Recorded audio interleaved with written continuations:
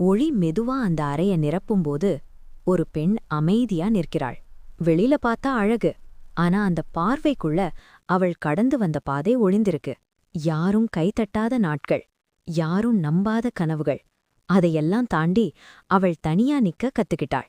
அழக அவள் ஆயுதமா பயன்படுத்தல, தன்னம்பிக்கையா மாற்றிக்கிட்டாள்.